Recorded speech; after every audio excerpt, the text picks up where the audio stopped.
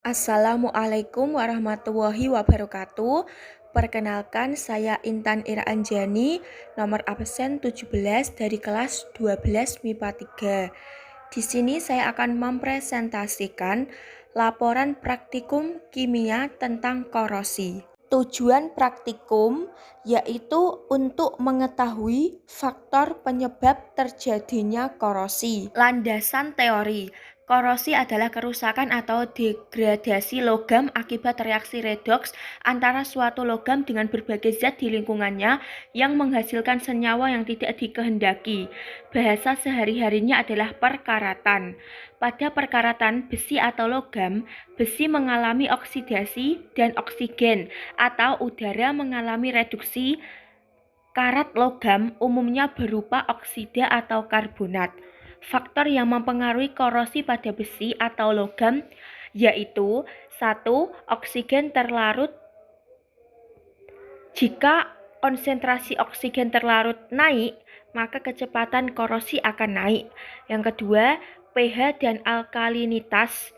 Umumnya jika pH dan alkalinitas turun, maka kecepatan korosi akan naik. Korosi pada kondisi asam semakin besar dan berlaku sebaliknya pada basa.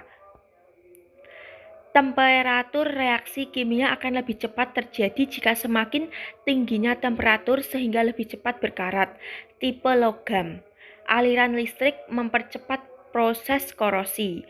Zat elektrolit seperti hujan, asam, dan garam dapat mempercepat proses korosi. Bakteri-bakteri tertentu mempercepat proses korosi karena menghasilkan CO dan menurunkan pH sehingga menaikkan kecepatan korosi.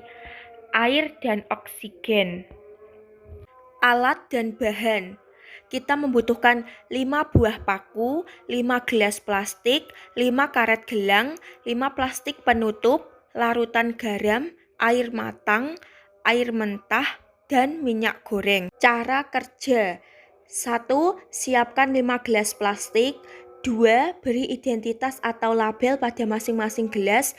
3. Perlakukan untuk setiap gelas sebagai berikut. Gelas 1 berisi paku dengan larutan garam. Gelas 2 berisi paku dengan air matang. Gelas 3 berisi paku dengan air mentah. Gelas 4 berisi paku dengan minyak goreng. Gelas 5 berisi paku tanpa larutan apapun. 4. Setelah semua selesai, tutup semua gelas tersebut dengan rapat menggunakan plastik. 5. Letakkan gelas-gelas tersebut di tempat yang baik. 6. Amati dan catat setiap perubahan yang terjadi selama 5 hari. Hasil pengamatan. Hasil pengamatan dapat dilihat pada tabel yang terdapat pada video tersebut.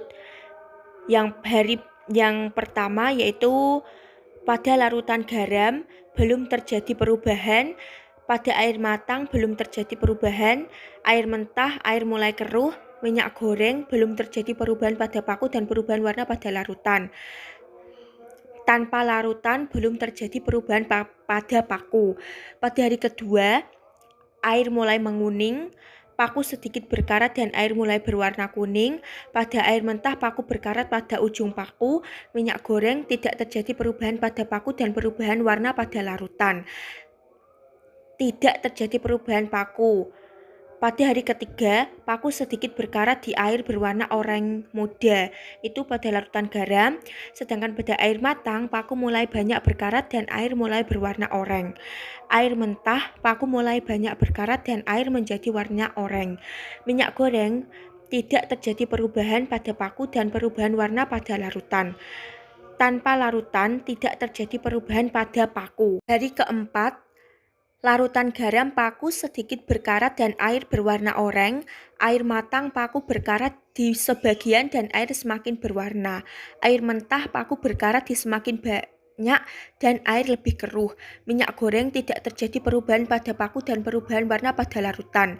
Tanpa larutan, tidak terjadi perubahan pada paku. Hari kelima, paku berkarat di sebagian dan air warna oranye pekat.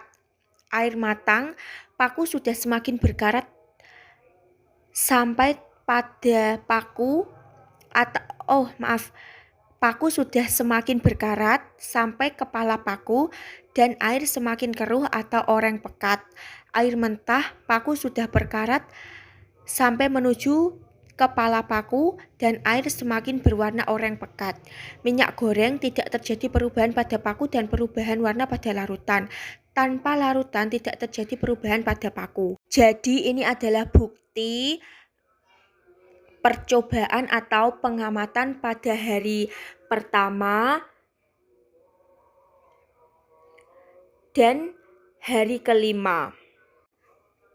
Dalam melaksanakan pengamatan, saya dapat menyimpulkan atau simpulan dari PPT atau presentasi saya, yaitu dapat disimpulkan bahwa larutan garam, air mentah, dan air matang mengalami korosi. Hal ini bisa terjadi karena pada larutan tersebut mengandung oksigen, yang mana oksigen dan air adalah faktor yang mempengaruhi terjadinya korosi. Sedangkan minyak goreng tidak mengalami korosi, karena minyak goreng tidak mengandung oksigen dan tidak dapat berkaitan dengan oksigen di udara. Dan paku yang dibiarkan dalam gelas tertutup tanpa oksigen dan larutan air apapun, maka dapat disimpulkan bahwa faktor yang mempengaruhi korosi adalah air dan udara. Sekian presentasi dari saya. Kurang lebihnya saya ucapkan terima kasih. Sukses tidaklah selamanya dan kegagalan bukan berarti hal yang fatal. Sekian, wassalamualaikum warahmatullahi wabarakatuh.